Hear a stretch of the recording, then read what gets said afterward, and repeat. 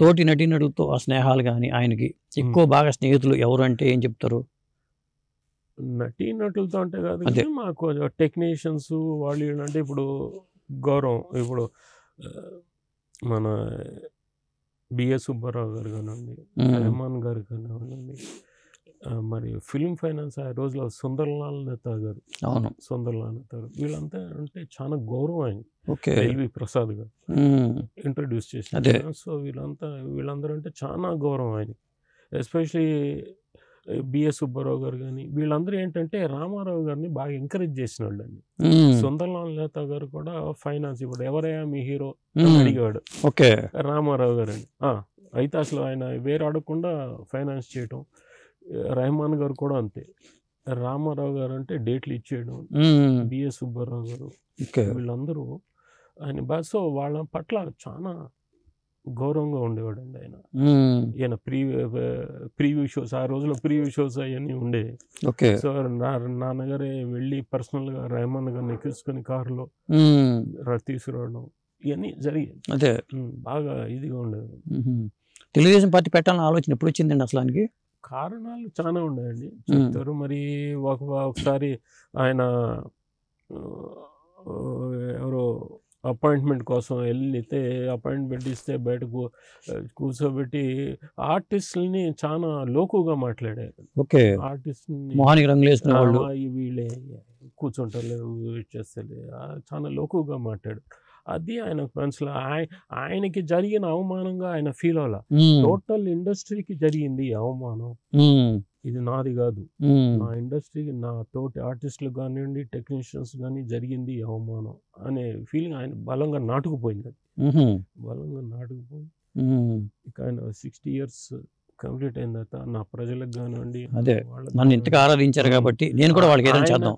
ఆయన తెలుగుదేశం పార్టీ పెట్టినప్పుడు ఆయన నంబర్ 1 అండి ఇండస్ట్రీలో. అవును అవును. బట్ అవన్నీ వదులుకున్నాడు, సంపాదన వదులుకున్నాడు, అన్ని వదులుకున్నాడు. మన దేశం నుంచి నా దేశం దాకా కూడా అసలు అవన్నీ వదులుకుని నా ప్రజల కోసం నన్ను ఇంతటి వాడిని చేసిన నా ప్రజల కోసం నేనేదో ఒకటి చేయాలి.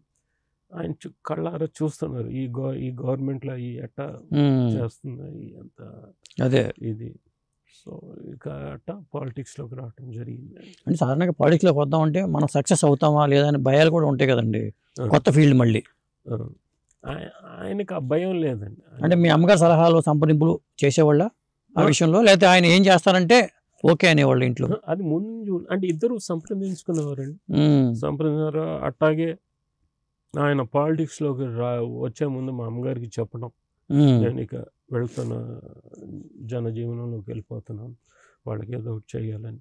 And at the same time మా ఫ్యామిలీ అంటే మా అన్నగారు జయకృష్ణ గారు వాడిని కూడా పిలిచి, బాబు నేను ఇటు వెళ్ళిపోతున్నా, ఇక ఫ్యామిలీ బాధ్యత అంతా పెద్దవాడిగా నువ్వు చూసుకో, నేను వెళ్తా, ఏమన్నా సలహాలు సంప్రదింపుంటే నన్ను అడిగి నేను ఫుల్ టైం అటు వెళ్ళిపోతున్నా అని చెప్పి ఒక ఫాదర్గా ఆయన వెళ్ళటం జరిగింది. అండ్ ఆయన వెళ్ళే టైంకి ఎవరి ఇది వాళ్ళకి అప్పచెప్పేశారు.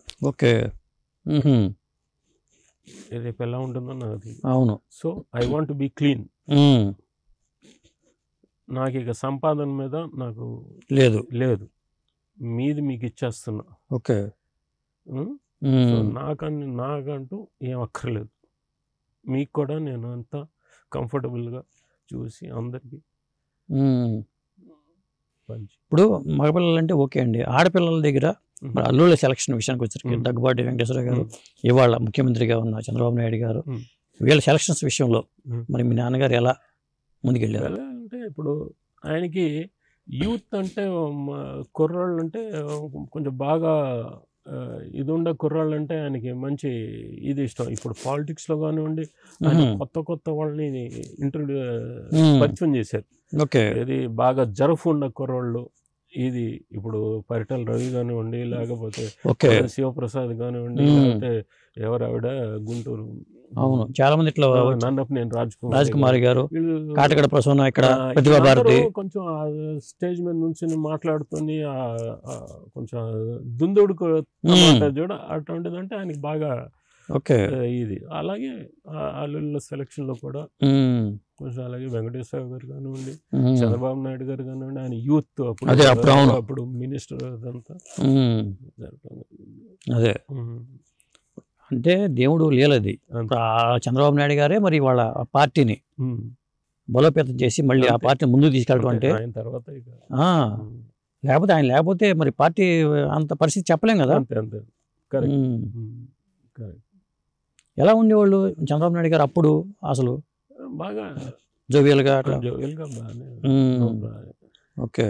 ఇప్పుడు పార్టీ పరంగా వస్తే అది ఉమ్, ఒక రకంగా ఉండేదండి, ఉమ్. అది ఇంట్లో ఇంకో అదే రకంగా అదే ఉండేది. పార్టీ పరంగా చూసుకున్నా మంచి అడ్మినిస్ట్రేటర్ అనే మాట మనకి వినిపిస్తూ ఉంటుంది. ఇప్పుడు ఆయన కూడా అది ఇంట్లో మరి ఎలా ఉంటారనేది. ఇంట్లో కూడా చాలా కలిసిమెలిసి ఉండే రకం ఉంది.